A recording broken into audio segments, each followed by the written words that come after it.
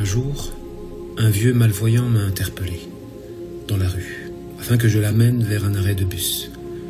Il saisit mon bras, afin que je puisse le guider, et sur la route, il me posa des questions somme toute basiques, mais qui pouvaient s'interpréter selon un autre angle, à savoir d'où je venais, et est-ce qu'il y avait de la pluie là où je venais.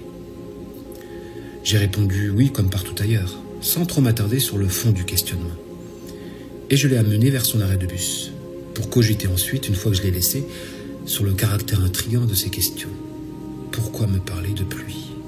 Est-ce en raison de sa frustration liée à la sécheresse qui sévit dans son pays, ou voulait-il parler d'autre chose? Car la pluie, effectivement, est souvent utilisée pour signifier la miséricorde, la bénédiction ou la vie dans le Coran. Je ne pense pas qu'ils soient nombreux en notre époque, ces gens qui communiquent indirectement par la voie de paraboles et qui veulent interpeller ou tester notre intelligence.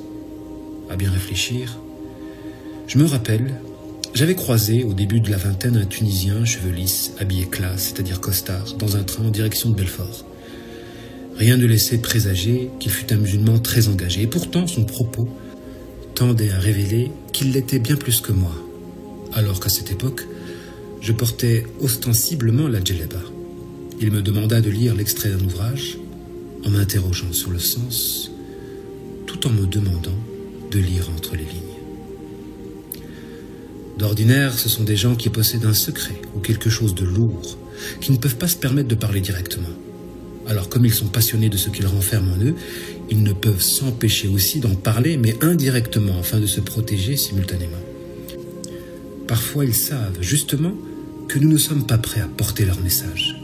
Alors, ils s'interdisent d'en parler de manière directe, car trop de lumière, il est vrai, d'un seul coup, peut aveugler. Il faut laisser le temps à la rétine de s'adapter.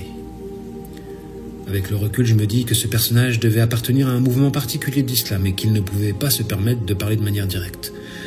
Ce recul, c'est cette expérience de vie que j'ai acquise entre-temps. Comme quoi, sans la vue globale, on ne peut pas comprendre les scènes focales de notre vie. Apprendre à inscrire un événement dans la globalité est un exercice pas du tout évident. Car s'il est aisé de le faire à travers le passé, quand on établit justement un rapport de proportion entre une faute et une épreuve, il est bien plus compliqué de le faire par rapport au futur. En effet, la souffrance est un thème qui a accaparé mon esprit depuis longtemps, car elle soulève énormément d'interrogations. Et à bien méditer le récit d'Al-Khadir, il est évident que si nous ne parvenons pas à inscrire chaque douleur dans la globalité, alors il nous est impossible de les patienter. Mais comment? Comment inscrire un acte à travers la globalité quand le futur nous échappe? Nous ne sommes pas des prophètes. La révélation ne nous parvient pas.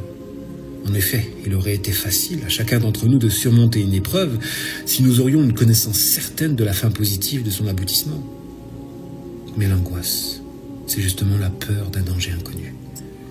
Et quand notre présent nous porte évidemment à conclure que le futur sera pire, alors comment s'en libérer? Ce sentiment est un absorbant à négativité et il fait de l'existence une torture.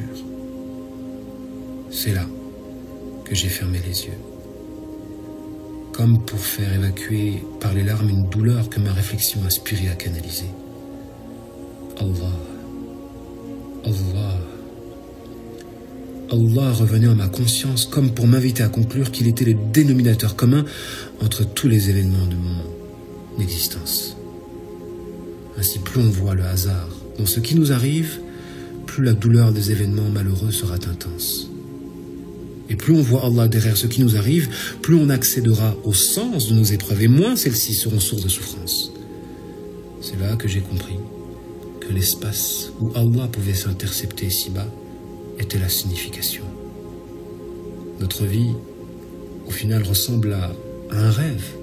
On pense que les événements vécus n'ont aucun lien les uns vis-à-vis des autres, alors qu'un bon interprète peut extraire du sens là où on pensait, à tort, qu'il n'y en avait pas.